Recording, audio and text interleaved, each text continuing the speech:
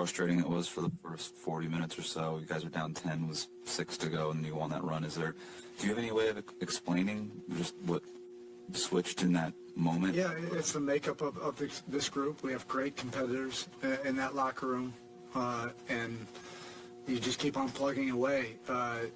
Probably more games than not this season, we've had to win frustrated, or things not necessarily going in an incredible flow. We're not one of those teams that were scoring 150 points and everything was aesthetically beautiful. There was a beauty in the grind, and so we've had some of those habits. But the series is still going, and we have great respect for the championship DNA that group has, and we know that. They're going to gear up and be ready, it's playoffs. I don't even know what day it is. Jimmy seemed like he was kind of directing the offense and managing matchups, finding the pick and rolls he liked throughout the game. What can you say about the intelligence level it took from him, not just to make all the shots, but to get all the spots he wanted to get to? He's highly intelligent. He's one of the most intelligent basketball players in this association. You can't do what he does on both ends of the court just by running around and trying to figure things out. He understands, what we're trying to do, and he understands what they're trying to do. And they're a very good team. So it's not as if you can just find a bunch of mistakes that they're going to make. They're well-schooled, well-coached, well-drilled, and have a bunch of experienced players. So you have to access a lot of different parts of the menu, and he's really developed his game over the years, and particularly the last 3 years, to be able to go to different things when we need it. Even beyond how great Jimmy was that fourth quarter, you saw Kyle and Bam forcing steals. Yeah. You saw Caleb. What else stood out to you in that fourth quarter? For sure. I'm glad you mentioned those guys because they had their fingerprints all over that fourth quarter. Kyle's toughness and disruptiveness, I literally have no idea what his stat line was, but I know in that fourth quarter he had his imprint on so many possessions. Defensively he was just tough, physical, active hands, speeding guys up, and then really helped us get organized on the other end. I think one of the most underrated aspects of his game is he's a terrific screener.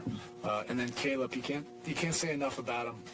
This season he's been willing to sacrifice and do whatever's what we felt is best for the team. I don't even know if he felt that it's best for the team, but you need guys that are willing to sacrifice, are willing to dominate it and be a star in a role. He's one of those guys, but he's also just a supreme competitor. You spoke how much of that is a plan B. When Giannis comes back, things will change. You have that game plan. To see what he did after missing 2.5 games with a back injury and the way he came back, was it very much the imprint you thought he would make no matter how he came back? Well, look, the average fan has no idea how difficult that is, to be out that many days. And it's not like they practiced. I'm sure he got, some workouts just to test his body. But, his physicality and his ability to get to the rim is otherworldly. That's keeping us up all night, and we have great competitors, and we have fearless guys and physical guys, but he still has a way of breaking your defense down, and that's why he is who he is. As a member of this franchise, you've had a chance to see some all-time great games, some all-time big moments. Just as where does this one stand? Yeah, I'm not ready to rank anything yet. We still have some work to do. I don't think Jimmy would want me up here, ranking this performance or anything. He views everything the way a head coach does. No, he's not relaxing.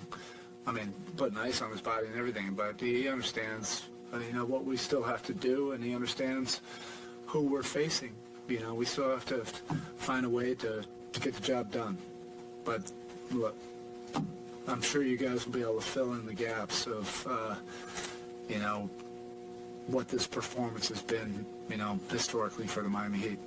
So I know Haywood's stat line doesn't jump off, but it seemed like the minutes specifically in the first half, even just in the zone, defensively rebounding, just how big was he, I guess, to kind of push things forward? Yeah, really important. I mentioned that to him right after the game. Actually, it wasn't just me, but a bunch of the guys did. I just feel, like we've had a lot of different moving parts, and then all of a sudden Tyler goes down, and then Vic goes down, but H just works at it every single day. Every single day. He's gotten so much better. It even surprises me how much he's gotten better over the last 2 years. And that's really a credit to his just relentless work ethic. But those minutes are important. You have to have big bodies, to be able to either play our zone or have some important minutes against Giannis, so he's not just totally attacking and breaking down your defense. I know you talked about some of the great performances, but I know it's not a finals game, but did it remind you of the infamous "I'm not going out like this" fourth quarter? That Some version of expletives and one of the timeouts.